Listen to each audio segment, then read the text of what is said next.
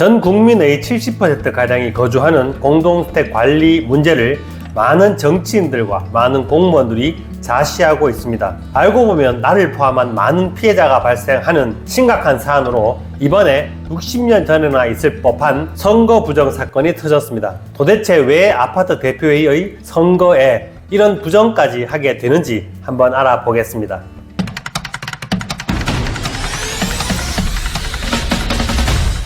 안녕하십니까. 우리 주거생활과 관련된 정보를 꾸준히 올려드리고 있는 친절한 생활 연구소 김도형 소장, 김 소장입니다.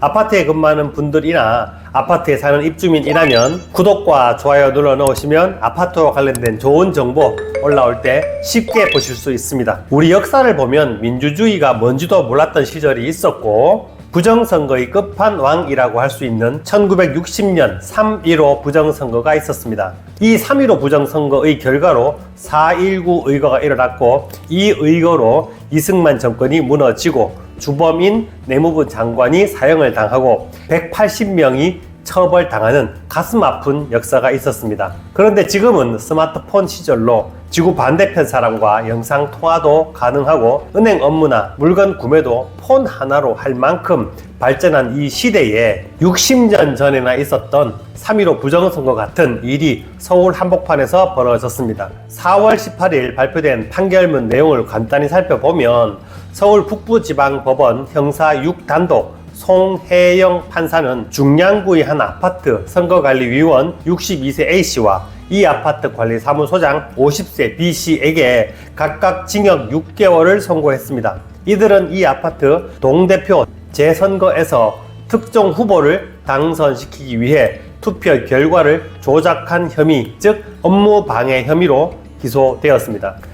A씨와 B씨는 2022년 11월 30일 아파트 동대표를 뽑는 재선거에서 특정인을 동대표로 당선시키기 위해 공모하여 아파트 관리사무소 직원에게 미리 기표된 투표용지를 넣은 위조 투표함을 사전에 제작하게 했습니다. 이후 투표용지에 허위로 기표한 이 투표함을 관리사무소 옆 아파트 통신장비실, 통상 MDF실이라고 불리는 곳에 보관하게 했습니다. 다음 날인 12월 1일 선거관리위원 A씨가 오전 7시 47분경 MDF실에 보관되어 있던 위조 투표함을 꺼내 와서 B 관리사무소장에게 전달했고, B 관리소장은 입주자 대표 회의실에 보관되어 있던 정상 투표함을 회의실 안쪽 의자 뒤로 숨긴 다음 이를 다시 가지고 나와서 MDF실에 숨겼습니다. B 관리소장은 위조 투표함을 관리직원 C씨에게 전달하여 투표소로 이동하게 했고, 정상 투표함 및 정상 투표 용지를 파쇄하도록 지시했습니다. 이렇게 투표소로 이동된 위조 투표함을 개표한 결과 A씨와 B씨가 원했던 후보가 당선되었습니다. 이 일은 공정한 선거를 진행해야 할 아파트 선거관리위원과 선거관리위원회 행정사무를 지원해 줘야 할 관리소장이 함께 공모했기 때문에 가능했던 사건으로 각 후보의 참관인 없이 진행되고 있는 많은 아파트에서 일어날 수 있는 일이기도 하여 더 충격적입니다. 재판부는 공정한 투표를 통해 대표자를 선출하고 구성원의 의사를 반영하는 것은 민주주의의 기본이라면서 이번 범행이 공정한 절차에 따른 대표자 선출에 반하는 행위라고 지적했습니다. 또한 범행이 계획적이고 수법이 치밀하고 대범하며 결과도 중대하다며 아파트 입주민들의 의사를 왜곡하고 민주주의의 기본 정신을 훼손했으며 아파트 선거관리위원회의 동대표 재선거 업무를 심각하게 방해한 것이라며 엄히 처벌할 필요가 있다고 설명했습니다.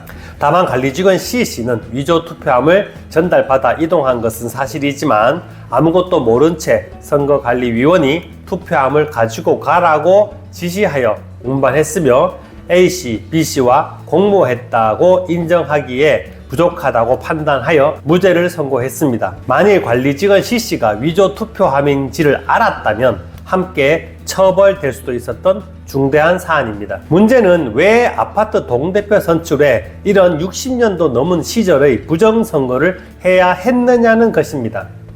동대표로 구성된 입주자 대표회의는 아파트에서 막강한 권한을 가집니다. 아파트 관리비는 입주자 대표회의의 승인을 받아 사용되며 관리사무소를 운영하는 위탁관리업체를 선정하고 감독하는 주체도 입주자 대표회의입니다. 또한 한 사람이 수년 동안 동대표직을 유지하는 사례가 많고 지지그룹을 형성해서 아파트 및 지역사회의 실세로 군림하기도 합니다. 실제로 많은 아파트에서 10년 이상 대표를 연임하는 경우가 있고 아니면 특정 인물 몇몇이 특정 아파트를 돌아다니면서 동대표를 하고 이들이 동대표가 되면 도색공사나 배관공사 같이 대형 공사가 줄을 잇기도 하는 등 실로 아파트에서 동대표의 권한은 막강합니다. 이는 대부분의 입주민들이 입주자 대표, 즉 동대표를 하지 않으려고 하는 데서 문제가 시작됩니다. 아무도 하지 않으려고 하는 상황에서 누군가 입후보하게 되면 무감각하게 뽑아주는 경우가 대부분이기 때문에 입주민 전체의 이익보다는 개인의 목적을 가진 동대표가 대표회의에 진입하기가 쉽습니다. 아파트 관리 업무를 규정한 공동주택관리법에 따르면 동대표는 2회까지만 연임할 수 있지만 단서조항으로 해당 선거구에 입후보 공고를 2회 했음에도 입후보자가 없을 경우 추가 모집 시 연임 제한되었던 사람도 동대표에 입후보할 수 있도록 되어 있습니다.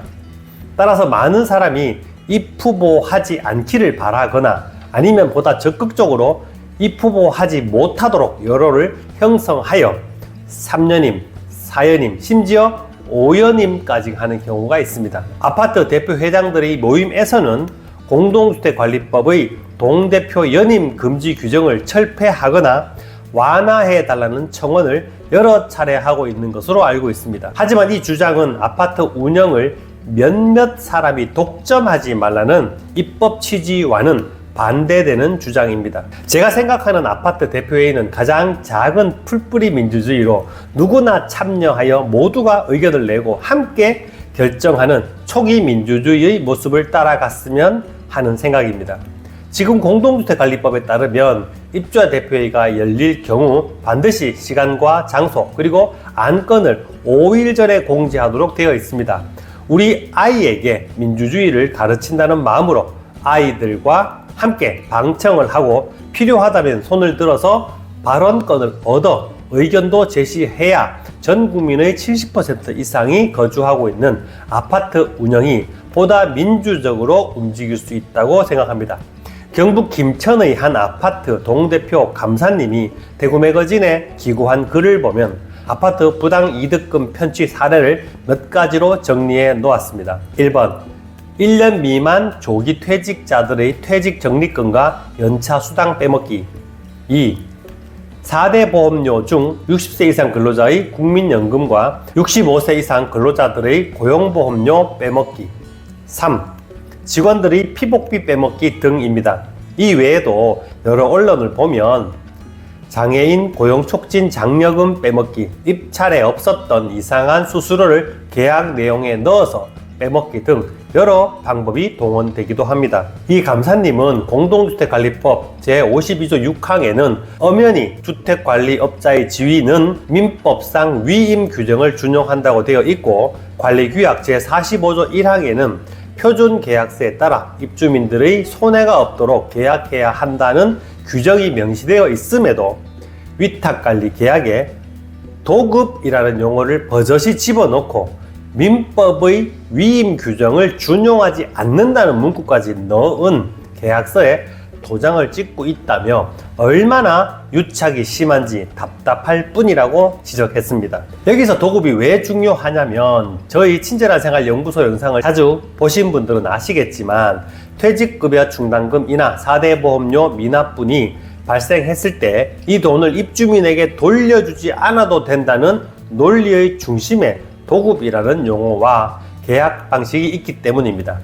하지만 공동주택관리법의 입법 취지는 위임으로 사용하고 남는 돈이 있다면 돌려주라는 것이 원칙입니다. 이 감사님이 지적한 몇 마디만 봐도 서울 중량구의 그 아파트에서 왜 대표회의 투표함에 손을 대면서까지 특정 동대표를 뽑아야 했는지 심히 의심되는 부분이 있습니다. 위 감사님이 지적한 도급이라는 용어를 활용해 돈 빼먹은 영상은 아래의 설명란에 몇 가지 영상 링크를 올려놓겠으니 관심 있는 입주민들과 함께 보셔도 좋을 듯 합니다.